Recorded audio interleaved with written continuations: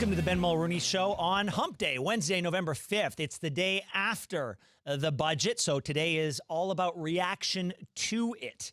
And let's hear the initial reaction. Let's jump right in, right? There's a lot to get to, so you don't need to know about my night or anything like that. Let's talk about this budget that will be definitional for this Liberal government if, in fact, it passes. So here is the Finance Minister, François-Philippe Champagne, giving his declaration about how this is a positive thing for the country. We'll invest $280 billion over 5 years in capital to strengthen Canada's productivity, competitiveness, and resilience. Wow. On a cash basis, this is an historic investment of $450 billion, Mr. Speaker, in Canada.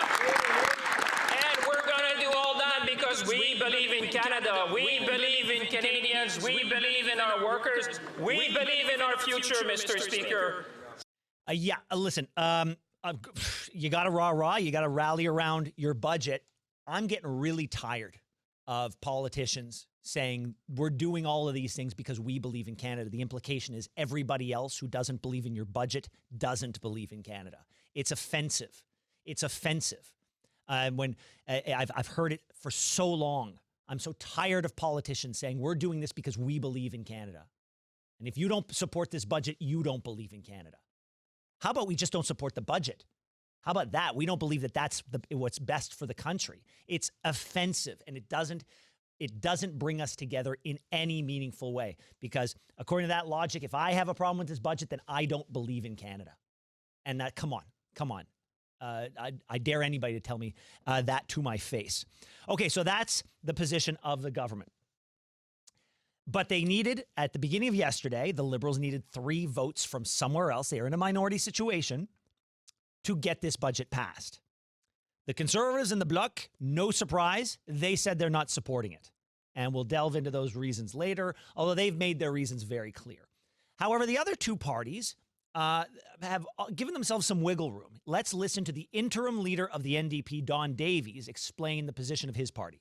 I can tell you that New Democrats are going to take the time to study this budget. We're going to consult with stakeholders. We're going to talk to Canadians, particularly working Canadians, and review this budget to see if this budget passes our lens of whether it works for working Canadians. Yeah, no, nothing wrong with that. That's fair. They have 7 seats, so they could be the difference maker here. And Elizabeth May of the Green Party, here's what she had to say. The vote will be very tight. When we crunch the numbers, it's too close for comfort. And this is the time for a Prime Minister, and I really ask him personally to meet, to sit down and talk and find the changes that could be made to where we could cast our one vote in favor of the budget.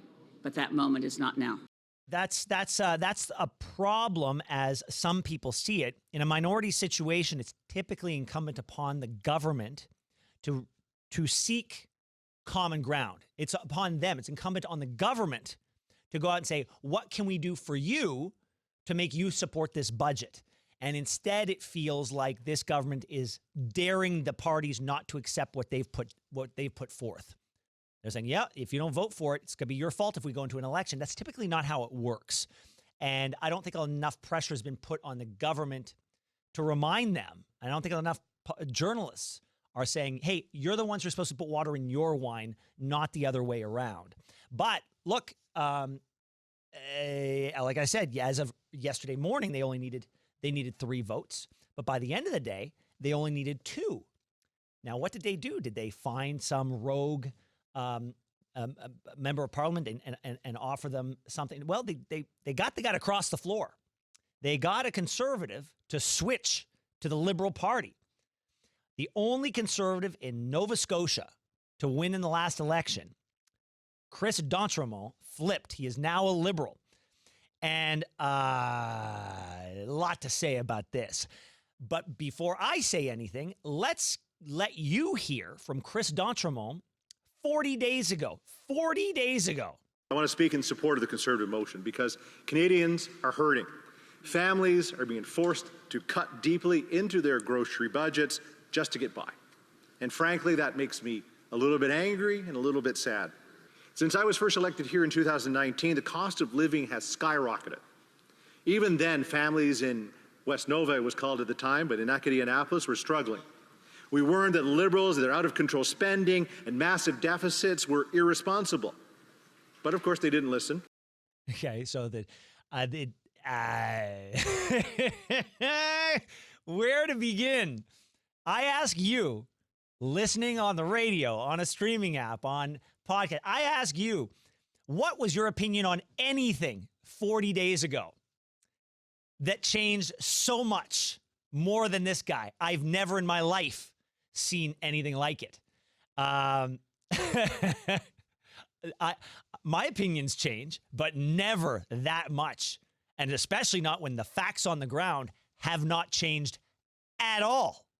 He just complained about deficits, still there. Cost of living, still there. Cost of food, still there. Okay?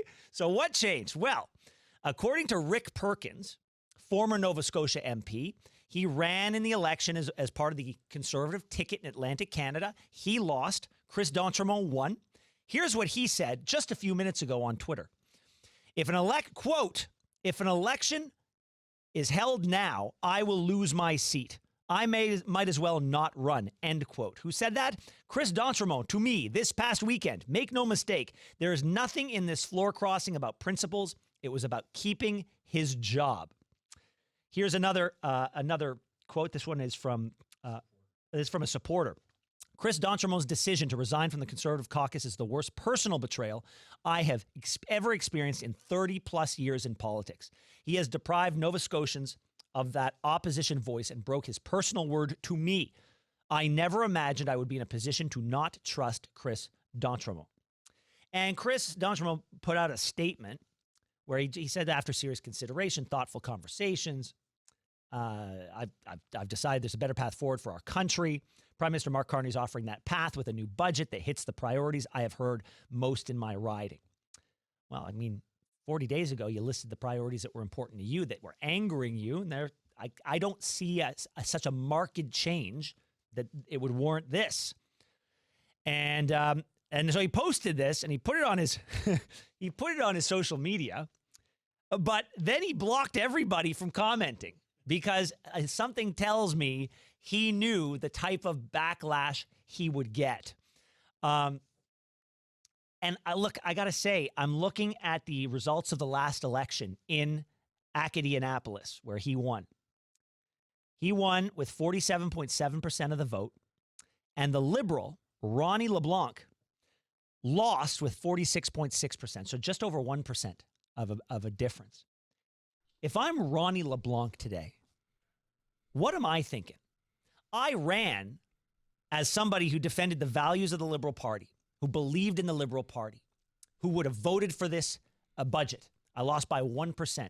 The guy who ran against me stood against all of it.